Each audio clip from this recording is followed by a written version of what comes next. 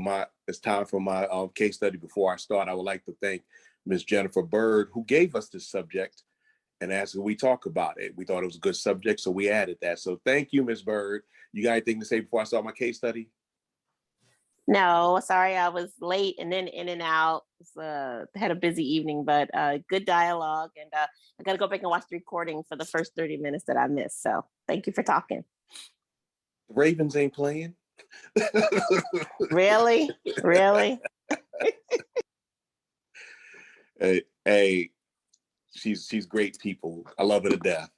Now back to my case study. Life after lockup. Dating a felon.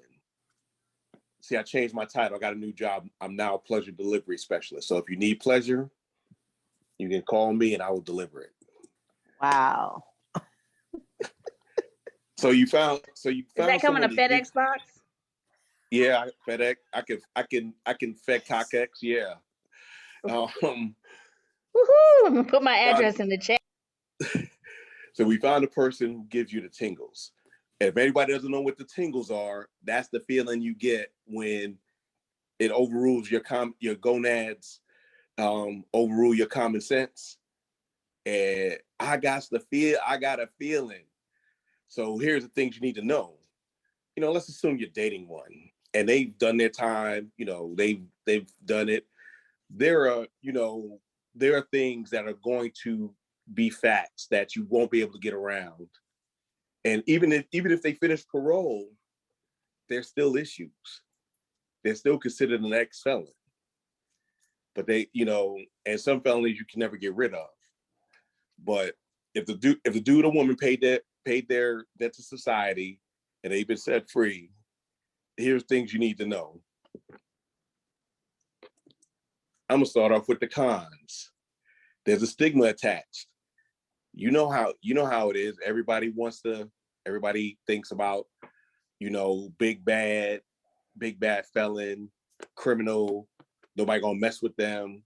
But the same thing goes against it is, it goes to the next thing is, I get protection, but do you really get protection? Because what if that dude don't want to go back to jail? Or what if that gal don't want to go back to jail?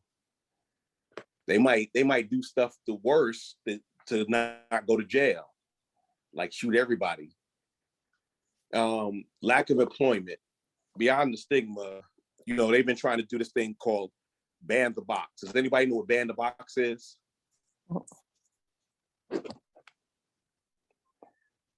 Ban the box is a movement to eliminate the box that you check if you've committed a felony. Because if you commit a felony for a lot of jobs, they're not supposed to hold it against you, depending on what it is, but it's an easy disqualifier. So it makes it harder for people to get a job. They go back to what they used to do, and guess what?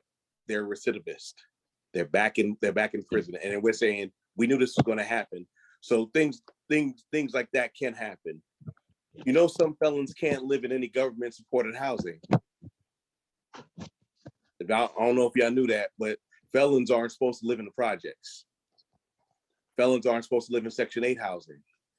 Felons aren't supposed to live near depending on the felony, you can't live near a church or school. So those are the things that, you gotta think. What a lot of cities do is they'll have a quote trailer park.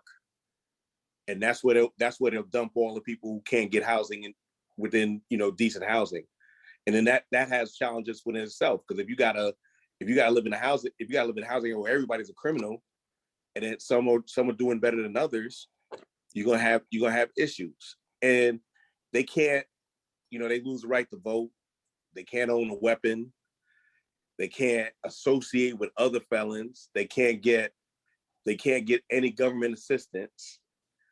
They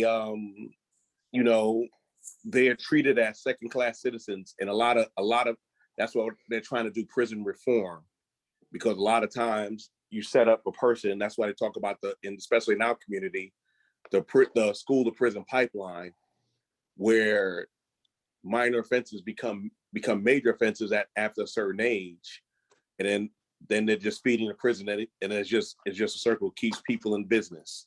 They have correctional corporations that do that. Here's the pros of dating. Think about this.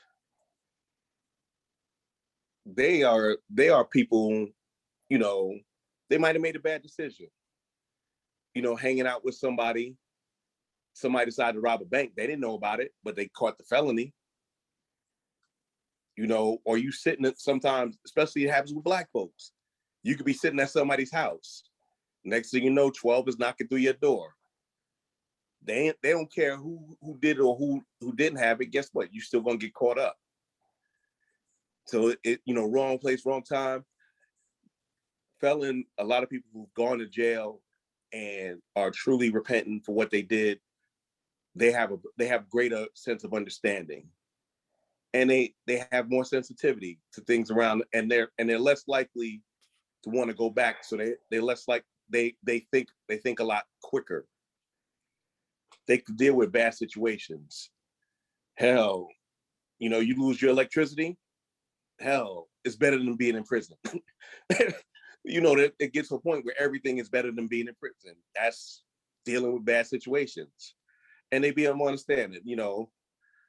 Women especially, they're more likely to be more lenient in life, to give people second and third chances, and some guys that hey, I know, they know they have to earn your trust. They know they have to earn your grace. They know they have to earn their spot. So they're going to be understanding if you're not always happy to be around them, or you get situation. They understand that. Here's some scams to watch out for.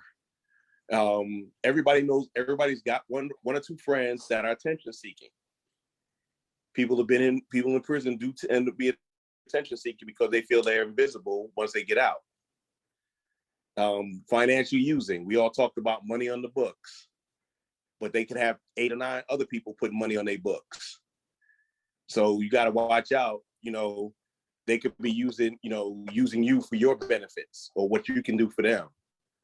And sometimes, dealing with a person who's been incarcerated and, they could be suffering from PTSD. It could be emotionally draining. It's like when they can't get what you want them to have, it can be like an adult child or someone with a disability or someone you have to provide care for. Now, could you imagine, ladies, you go to work 40, 50 hours a week, you come back, the guy's sitting on the couch. It's not that he can't find a job, he can't get a job. That's going to be frustrating and draining. And then you got to hear, I can't get a job and blah, blah, blah. And after a while, what it's going to sound like? Excuses. But that's not, that's the thing you get when you're dating someone with a record. Take it for what it's worth. When you hear it, you start, we never think of felonies as fraudulent voting. We don't, a lot of us don't differentiate felonies. We say fraudulent voting is the same as murder. Grand larceny is the same as simple shoplifting. Things like that. A lot of times we don't expect people to change when they get out. They got that hold against them. They have to outwardly show results of how they changed. And if you date one, hey, felons are people too. They love, they hate, they have issues. And you have to understand that it's going to be a challenge. And if you're up to the challenge, it can be very rewarding because you have a partner, a lover, a life friend, and someone who will be there for you and with you. And on that note, that's been a feel-good production. I'm always